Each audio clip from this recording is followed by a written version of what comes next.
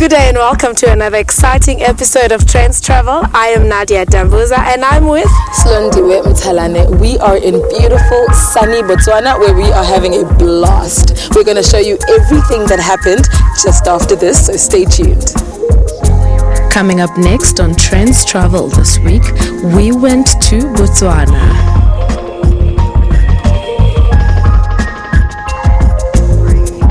We continue our exploration of Mauritius.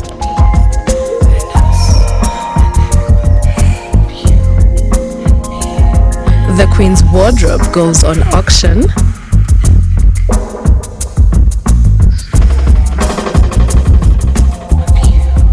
And finally, some fun in the mud.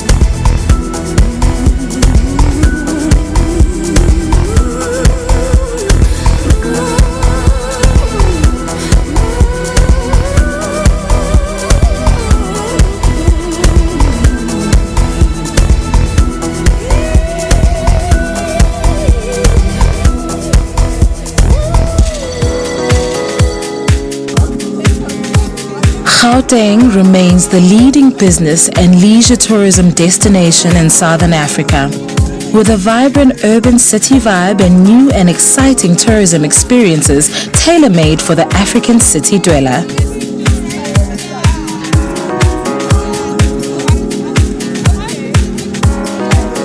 With that in mind, Gauteng Tourism took their trendiest brands, experiences and people to the city of Gaborone, not just to showcase what Joburg has to offer, but to expose the business owners to new possibilities and get an exchange of ideas brewing between the young African tourism and brand leaders from the two countries.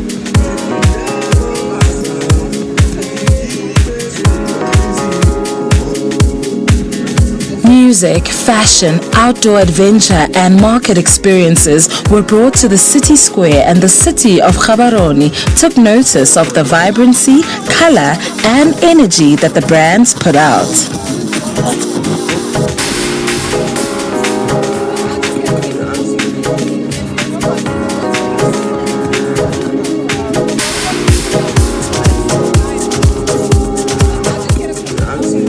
We're here with Gauteng Tourism and we're pushing the JP lifestyle. We are showcasing a snippet of what we do in Joburg or in Gauteng with some of the brands or products that we have.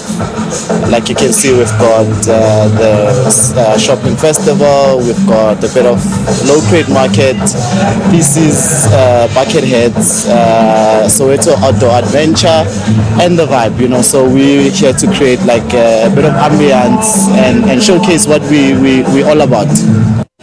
We are here in Botswana primarily because the Botswana market represents our core market. We were here before in 2014. People in Botswana come to South Africa, Gauteng in particular, to attend to our events. They come to shop, they are coming to see, visiting relatives and friends and families. So it's our primary market, so we're not taking this for granted that they come. We're here to thank them, but also to showcase what is latest, the new sports, the new trends, and while they are there consuming our product, we're also showcasing our events. One of the good things about the Botswana market is that there is simulation. There is that connection between South Africa and Botswana. There's similarities in terms of our cultural experiences. So we are here primarily to also inspire. We've brought in our products. They are interacting with the locals here. So the exchange is already happening as we speak now. The locals are here. They are interacting with the Gauteng products. They are also looking at possibilities of establishing some of the experiences that we have down here. And that's what we need to encourage in the continent. Regional economic integration, integration of experiences. You should be able to move from Gauteng via Sun City and come here into Botswana seamlessly, because tourists don't know borders. They don't like borders. They want to experience seamless travel experiences. An initiative of this nature helps us in driving that message.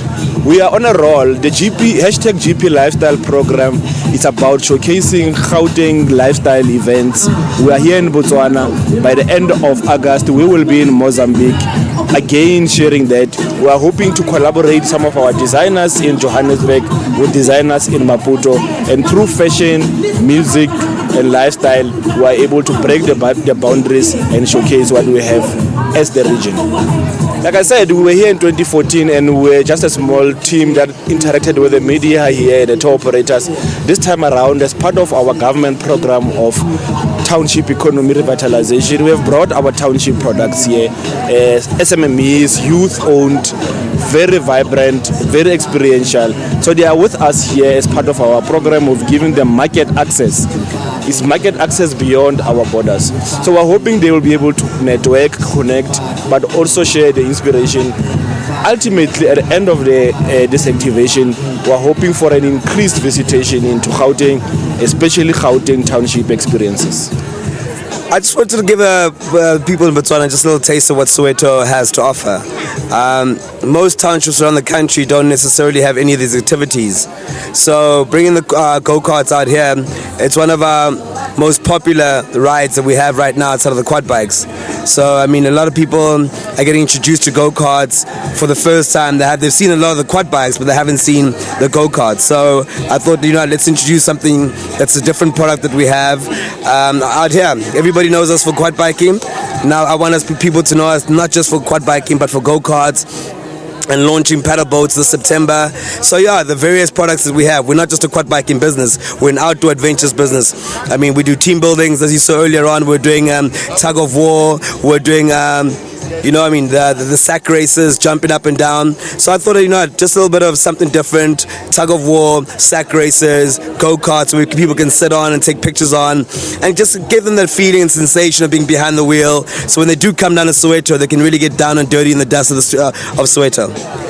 This weekend, just a lot more fun, just a lot more engagement, just a lot more getting the Botswana people to literally just hang loose, man. Get on some rope, pull some rope, get into the sacks and start jumping up and down, yeah, man, just a sensation, talking to people, letting them know about the business. I mean, already today I've spoken to 4 tour operators, took out some more brochures out of the boot, stuff they want to hang out in their offices. So this has actually been a good excursion for us coming out here, and yeah, man, it's exactly what we put it out to do. Sowetan's know the best way to see any place is by bike. So we brought our own and we're about to explore Gaborone GP Lifestyle Way. Let's go, guys! It's been tried and tested in Soweto, and Gautengers know for sure that there is no better way to explore any city or town than on a bicycle. We took to the streets of Gaborone to promote this idea and to explore and find out what there was to see and do.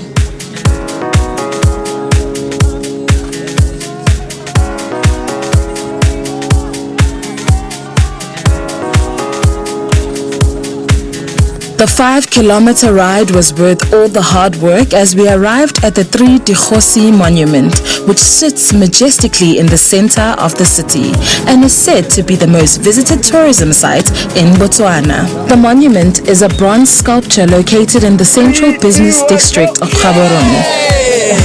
Botswana has a rich history and a strong heritage, and we are here at the 3 Kings Memorial to learn more. The statues depict 3 Dikgosi, Gama III of Bangwato, Sibili I of the Bakwena, and Batweng I of Bangwaketsi.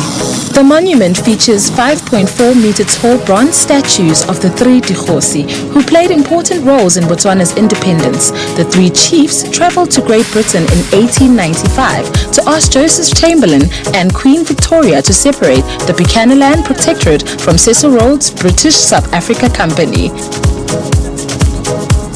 We're still having an awesome time in Gaborone, but as Trendz, we have so much for you just after the break, so stay with us.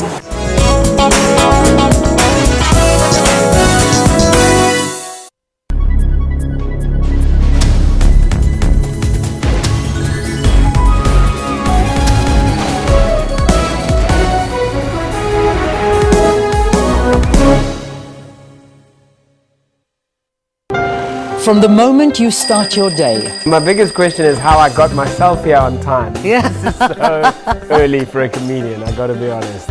We are there for you. We bring your morning into perspective.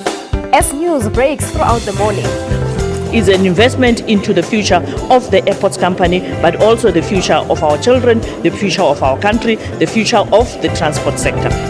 we'll make sure that you get the full story. Give us quality music. Load shedding. Listen, this winter. It's a thing of the past. And you can count on the weather team with expertise.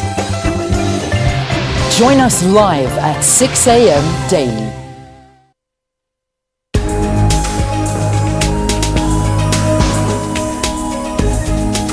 Now this is Trendz, of course, your one-stop serving of all that's juicy and trending in the world of entertainment and showbiz. My name, of course, is Refill Wemwilo. I'm Dr. Sello Mutaung, and this is our talk.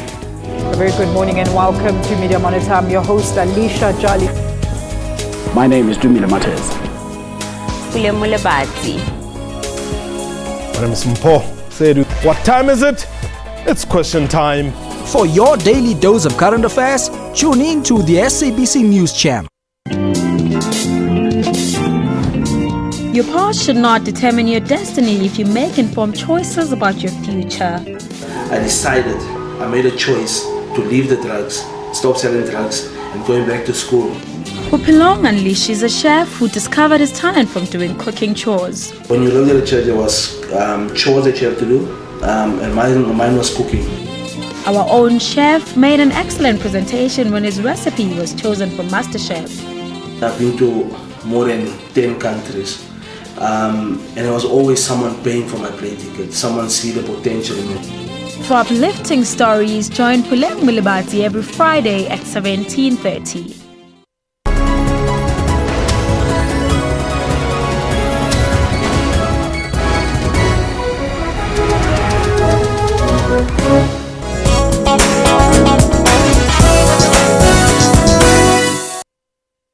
Situated in the southwest part of Mauritius, in the heart of a fertile valley, lies La Roumerie de Chamarel, which is surrounded by vast sugarcane plantations. Displaying a unique sense of warmth and authenticity, La Roumerie de Chamarel Distillery welcomes visitors to an all-encompassing tourist experience, and the beautiful entrance is the perfect spot for a welcome selfie. La Roumerie de Chamarel is one of the rare distilleries still in activity to cultivate its own sugarcane. They are carefully selected and grown exclusively for the production of the Chamarel rums. We are started off with a guided visit to the distillery. The tour is with one of the experienced guides who takes you behind the scenes to provide a detailed explanation of the rum making process. So here our harvest is done by hand, manually done. We'll keep a small pot in the earth, remove the leaf and the flower. The stalk can measure 3 to 5 meters long, and when it arrives here, it's freshly cut. It arrives here at the distillery in less than 1 hour. When it arrives here at the distillery, it's displayed here in the basket. From the basket to the carrier, it will be done manually. First preparation, we have 16 knives, which will divide the sugar cane. And after that, we'll have the first preparation. When it ends, we move to the second machine named the hammerer, equipped with 24 hammer, which will divide the sugar cane by acting small press. And after that, we'll obtain big fibers. It's more easy to extract the juice from these big fibers. These two steps is named preparation. And after that, at the crushing workshop, that will obtain the juice. So we have two different methods of distillation here. The double distillation method with 2 alembic and the tower method over there. The wine, we'll put it over there in the middle, heated below 100 degrees. The alcoholic vapor goes up and continues to adhere to the condenser. We'll remove the head and the tail. The first liquid and the last one, which are too strong or too light. We'll mix it with another juice for a second fermentation. And the rough brandy, the hot, 40 to 45% of alcohol, will be heated the second time over there. After the second heat, we'll obtain a rum at 70 degrees of alcohol. It's too strong. So we'll leave it in stainless steel vat for 3 months and dilute to distill water to reduce to 50% of alcohol. And we'll obtain a white rum with a greasy texture. You can smell caramelized banana. sweet and sour flavor. So white rum, you have to drink it like the cognac, an appetizer or digestive. We'll name it double distilled rum. So here so we'll keep our rum in biggest oak barrel for 18 months. And at the end, we'll obtain a golden rum, a greasy texture, vanilla and oaky taste. We'll name this rum straw rum. And at the back, we have smaller casks. It's where we'll leave a rum for 3 years. In the middle, it's the double distilled rum for 3 years minimum. It's a lot of time we have to wait in oak barrel to have a right to be labeled old rum. These are the 9 different types of rum to taste. This is the white rum of one distillation. It is used in cocktails, punch and homemade rum. It has a banana and fruity flavor. 50% of alcohol. And you have the gold rum. It is only one distillation by the column of 24 plates, but this one has been put in the oak barrels for 18 months because we don't have old rum yet. We only have this one. And you have 6 flavored rum. These 3 are natural essence with pineapple essence, coconut essence, lime essence. It is added during the bottling. 40% of alcohol, and these are the homemade rum.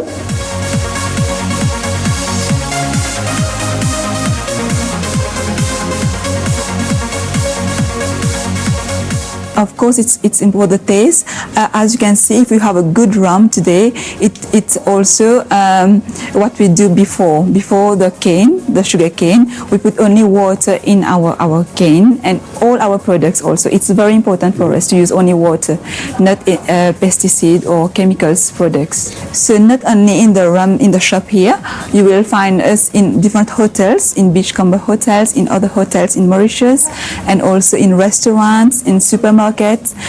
Not everywhere, but we choose places where we sell our rum. It's very important for us also to have good places to sell as it's a good rum, we choose our market. We have since 1 week received medals from in Austria.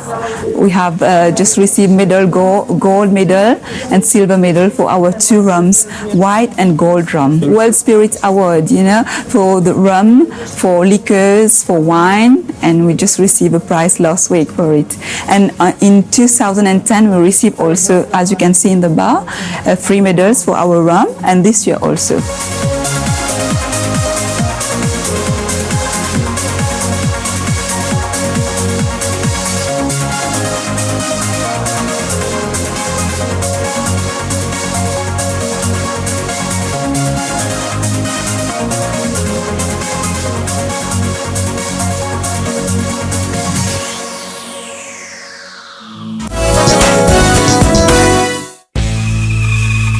One man's trash is another man's treasure, or with Rick Kelly a guitar.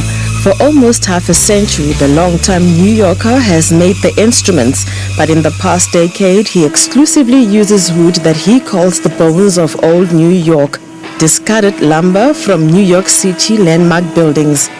In his West Village shop called Cameron Street Guitars, he is sewing, rooting and carving custom guitars from wood he scuffed from hotels, churches and bars. Kelly explains that he started doing this after film director Jim Jarmusch was a customer offered wood from his loft ceiling back in 2006. Well, that was the Jim Jarmusch, his building. He was doing the roof rafters over in his loft, and he happened to be a customer in the shop, and I got to know him a little bit, and he offered me the wood. So I said, sure, so he sent the workers over with a truckload of it and started doing it that way. That was the first load I got, was out of Jim's loft. Kelly soon learned that in the 19th century New York City was built out of the white palm timber that came from virgin forests of the upstate New York. This wood has been cured inside buildings for over 100 years, and he realized that it would be perfect for guitar building.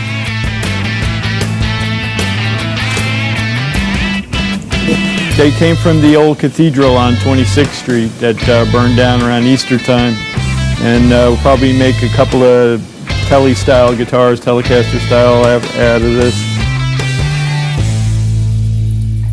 Now Kelly is hunting for wood all over the city and has amassed an impressive collection in his shop, with logs decorating a wall labeled with origin and dates such as the Chumleys 1826, a speakeasy bar that is undergoing extensive renovations. His latest finds are scorched lumber that he found in a dumpster after a Serbian cathedral burned down earlier this year. Because of the fact that it's for old growth, but also because it's been indoors for 150 years curing. And it's sort of this alchemy that happens, especially in the roof area, where it gets over 100 degrees at night and then cool, hot during the day and cool at night. It goes through this change that sort of makes the wood really resonant, because the resins in the wood crystallize and open up the pores for vibration.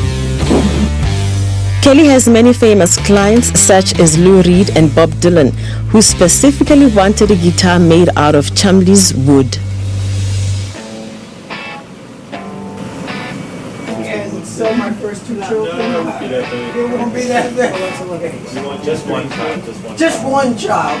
No, I want to give them both children.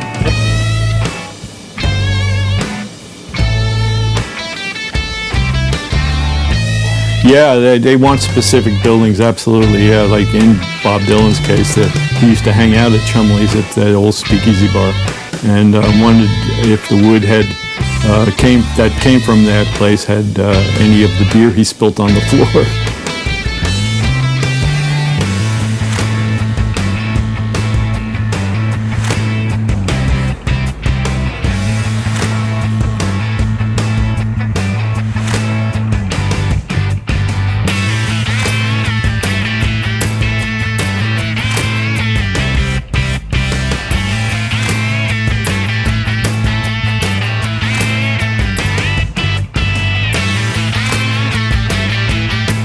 Kelly said that musicians praise the warm sound of his instruments, with Bob Dylan often seen performing with his eagle-head guitar. Lou Reed even had a new guitar on order when he passed away in 2013. Kelly describes his sound as the new sound of New York. What these timbers have seen, they were here when George Washington was walking around, these trees, and what those trees saw and what they saw as becoming a fancy hotel in the 1800s into a flop house during the Depression, and then a condo. In the recent years, it's turned into some fancy condo. So, yeah, they've gone through a lot of changes. All the buildings have, and what this wood sees is pretty amazing, I'm sure.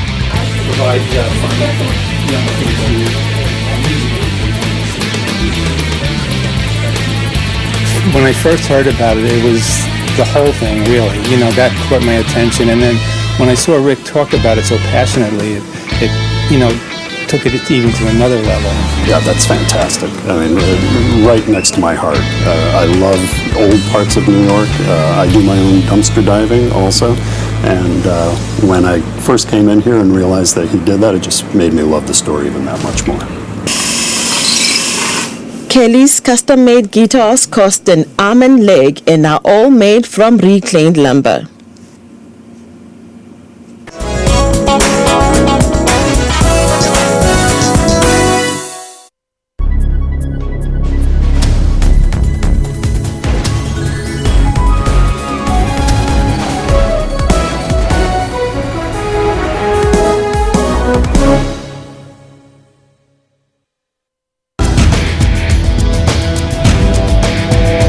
In Africa, technology has created many new ways of doing things.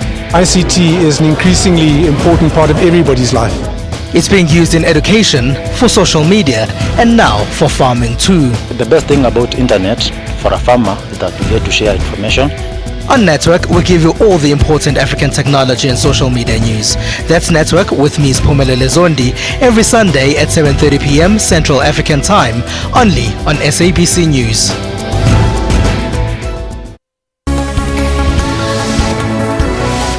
Keeping you up to date with business developments. There's no shortage of money in the system. There's a shortage of implementation capacity to actually get things done. Always on point with news of the day. May has promised radical social and economic reforms, fueling speculation over the future of current senior figures. On the ball every time with all sports codes. The Joburg side already have a quarter-final at home, and a victory against the Argentines will ensure home semi-final. Accurate weather updates after every bulletin. Stay tuned to News Today at 3 p.m. from Monday to Friday on SABC News.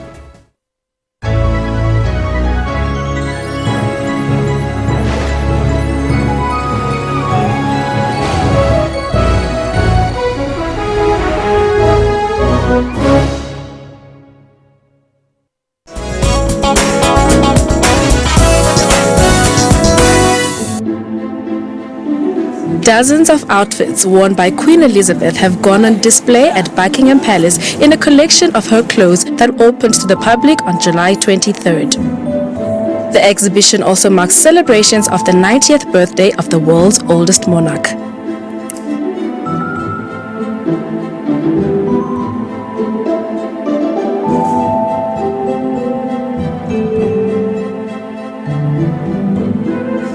Fashioning a Reign, 90 years of style from the Queen's wardrobe, part of the summer opening of the palace, features clothing from her childhood to the present day, and also the white satin richly embroidered dress worn by Elizabeth for her coronation in 1953.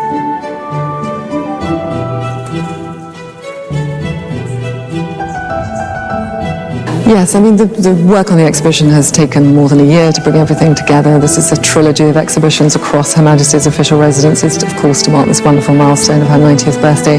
So bringing everything together has taken, a considerable amount of work. But I wasn't surprised that everything is in good condition, because all of these pieces are very carefully cared for by Her Majesty's dresser, and who's responsible for looking after them on a day-to-day basis. The collection covers state occasions, international tours and family events. According to the Royal Collection Trust, the Queen is well known for block color dressing, favored bright and bold colors to ensure she is easily visible on important occasions.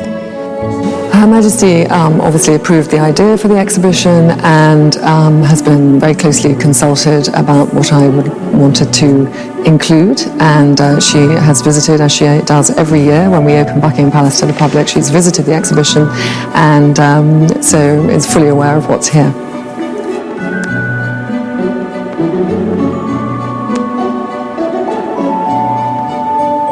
The Queen also exclusively patronizes British designers, one long-time collaborator being the renowned Sir Norman Hartnell.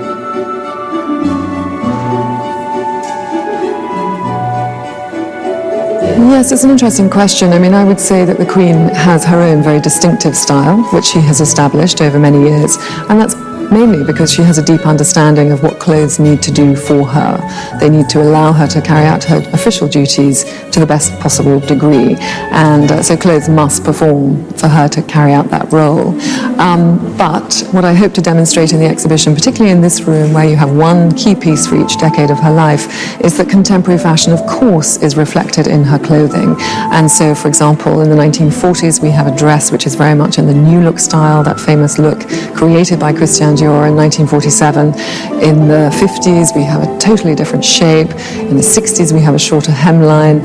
In the 70s, the silhouette becomes softer, and so on. And so I think it's inevitable that there would be that reflection, because Her Majesty has always patronized the leading couturiers of the day.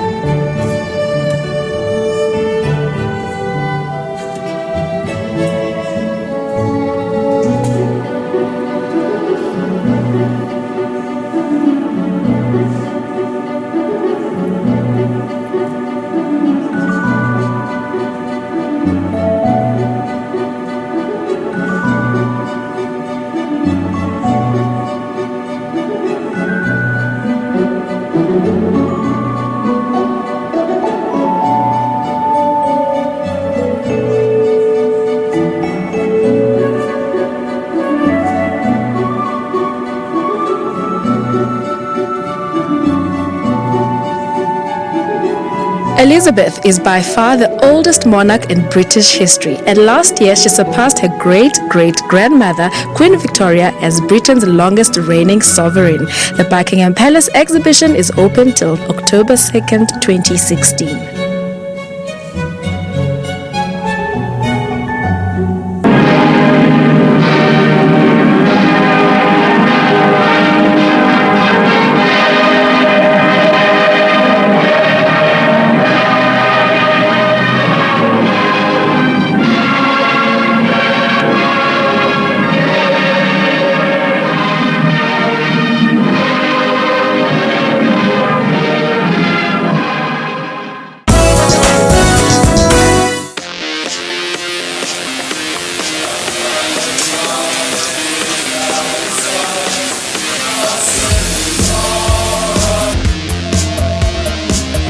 Standing at 10 meters tall, the Cornish main mining engine, said to be the largest ever mechanical puppet built in Britain, was unveiled in Devon, England. The so-called main engine, designed to resemble a miner, was commissioned to mark the 10th anniversary of the Cornwall and West Devon mining landscape being added to the list of UNESCO World Heritage Sites.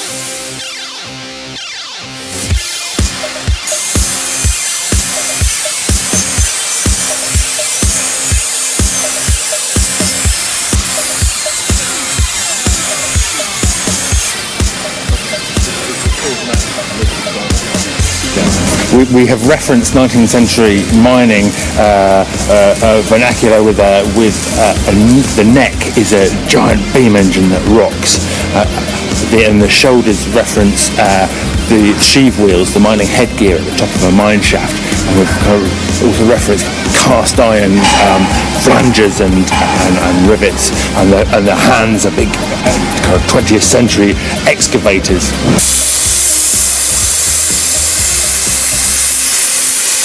We have endeavoured to embed into this single huge object the meaning and the feeling of the stories of real people and real lives stretching over 4,000 years of Cornish mining history. And now we're ready to take him out, and we just can't wait for the world to meet him. A team of more than a dozen people will help animate the figure during its 2-week journey from the town of Tavistock to Cornwall. Egypt's bird-watching community teamed up with their local kayaking club to make the most of the variety of birds nesting on the banks of the world's longest river, the River Nile. In Egypt's first ever event of its kind, 27 water bird species sightings were confirmed by 10 enthusiasts who set out in the morning to follow their passion.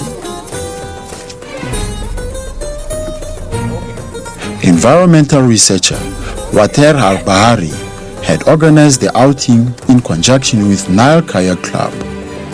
The enthusiasts say kayaks are the ideal choice of pastime as they are able to glide silently across the water without disturbing the birds and can reach narrow areas along the Nile. Bahari said that the experience was greatly enhanced by the boats. Egypt has a vast number of bird species, while the Nile provides an ideal environment for riverbirds. Varieties identified included the house sparrow, barn swallow, common bulbul, palm dove, amongst others.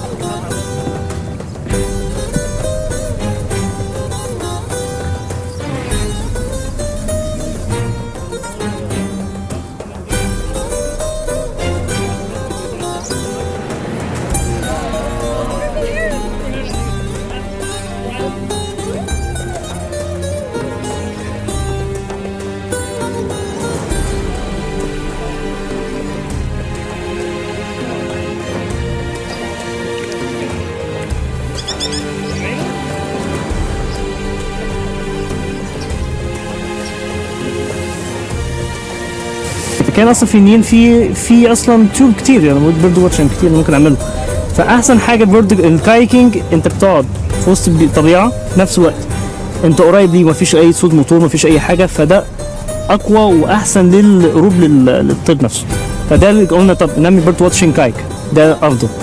وطبعا دي اول حاجه اول مره حصلت في مصر الحمد لله يعني. The event was advertised on Facebook and attracted hundreds of enthusiasts and experts. However, due to the limited number of kayaks, a team of 10 took to the water on this occasion. Participants who had not been in a kayak before were trained just before the event.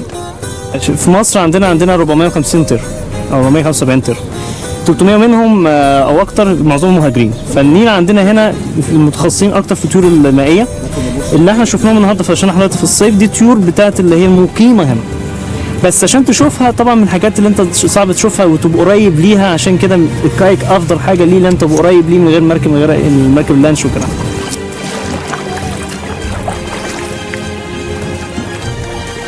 Bird watching vet Hania said the birds spotted through this new method were valuable to her career.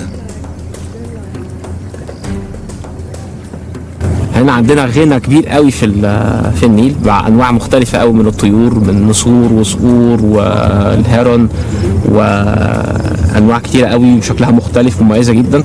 والكاك بيسمح لنا ان احنا نقرب لها قوي ونشوفها في البيئه بتاعتها من غير ما نضايقها من غير ما نزعجها ومن غير ما تهرب مننا، تفضل واقفه في حياتها الطبيعيه.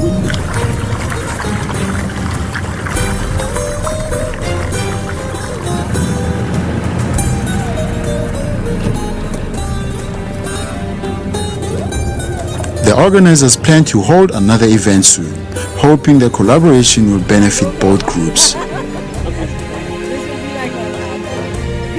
bird watching برضو رائع لان يعني انواع طيور ما شفتهاش قبل كده، وبالنسبه اصلا لشغلي ده يعني new experience يعني.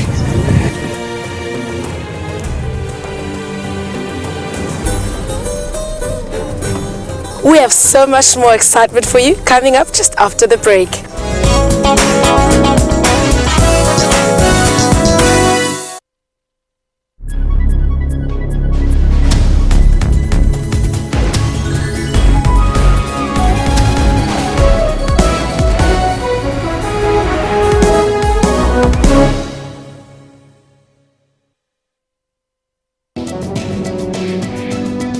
What causes Parkinson's? How common is it? Your research showed that it's slightly more prevalent in men. Yeah. It's equally affected at women as well. Yeah. And all races can be affected with Parkinson's. There is no such thing as one race is more prevalent than the other. Parkinson's disease is the disorder of degeneration of the neurons, therefore exposes one to have those unwanted movements of the body. I live my normal life. I wake up in the morning, I do some exercises here and there. It's just a movement disorder. It's going to affect how he lives his life. And I think as a family, it's just helped us get a little bit closer and surround him. Catch Health Talk every Saturday from 9 to 10 with Dr. Sillo Mutawo.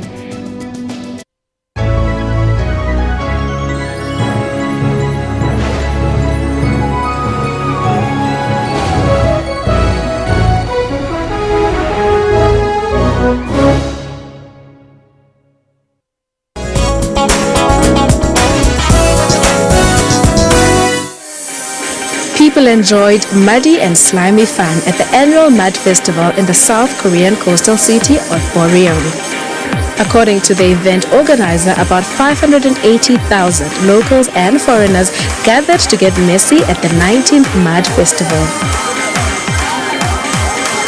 The festival ritual is the same for all visitors as they arrive in clean clothes and soon get very dirty, so much so that they can hardly recognize themselves.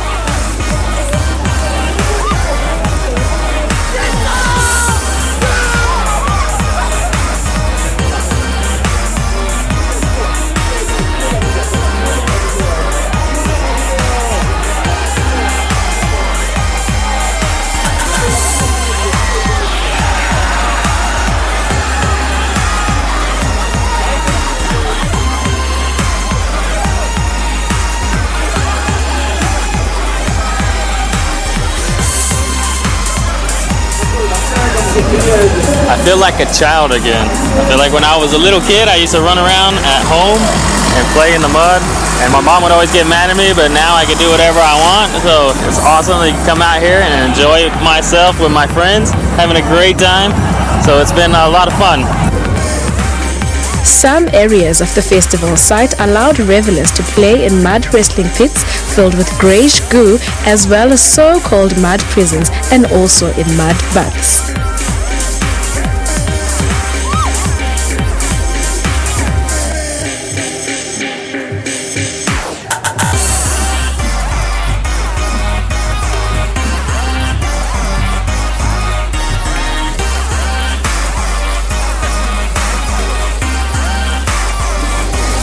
It was actually pretty fun, you know. I grew up on the island. I'm from the island of Guam.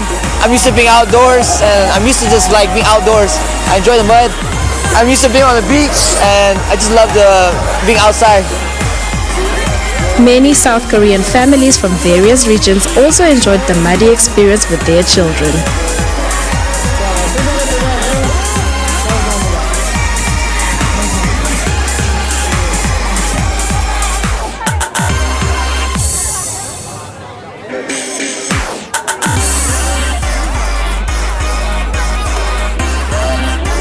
네, 저희는 그 지방에서 왔는데요. 한 5시간 버스를 타고 왔어요. 그래서 오늘 올해 모두 축제에 와서 아들하고 즐거운 시간을 보낼 수 있어서 아주 행복합니다. The festival continued until the end of July.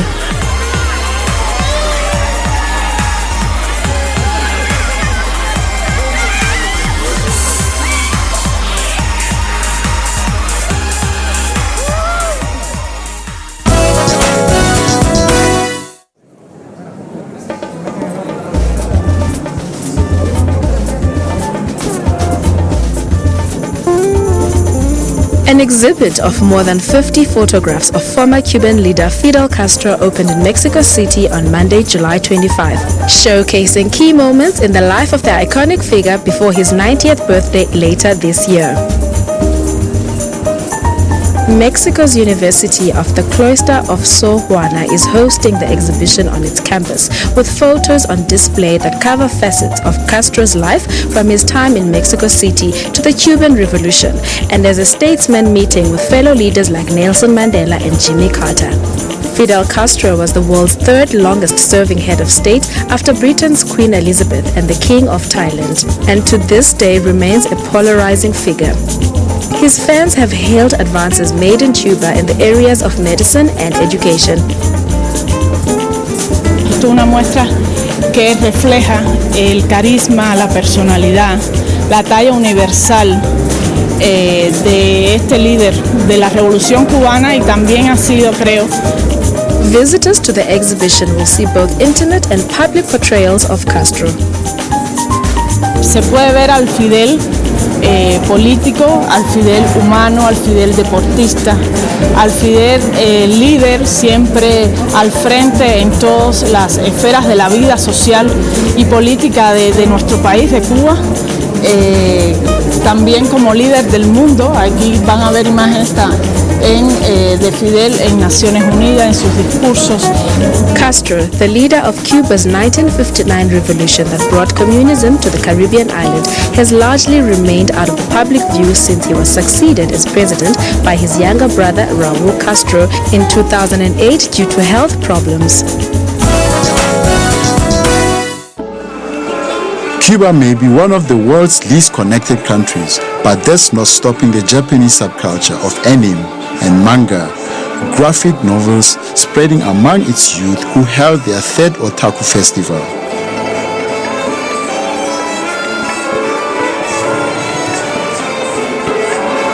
No hay tantos recursos, tienes que estar buscando las cosas por tu lado. A mí me tomó hacer 2 meses este cosplay y que al final es inventado porque no hay ninguna serie que sea así. Hundreds of otakus or geeky fans flocked from around Cuba to the event in a Havana theater, defying the sweltering summer heat to role-play, sporting the costumes of their favorite fantasy characters, a practice known as cosplay. Some performed scenes from the animation movies on stage, Others sang songs in Japanese or did dance choreographies to the delight of shouting onlookers. Aspiramos algún día a alcanzar el nivel que tienen los cosplays internacionales y por qué no ir a competir a otros países también y representar nuestro país y ganar también, ¿por qué no? Accessories can't easily be bought, so otakus make their own costumes, saving up for materials.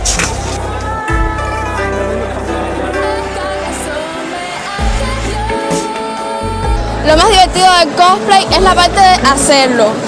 Que si el trabajo, que si la cinta, que si me falta esto, que si tienes una peluca que me prestes. Muy, muy divertido el cosplay cubano. Anthropologists say one of the reasons that roleplay is so popular in Japan is that it allows people to briefly escape the extreme social control and rigid norms of everyday life. But otakus face greater challenges pursuing their hobby in Cuba than elsewhere. Internet access is restricted, meaning fans can't easily look up a series and mangas on the web. And that's all we have for you on today's exciting episode of Trendz Travel. Join us again next week as we continue to explore our great traveling world. From us at Trendz, see you next week. Bye-bye.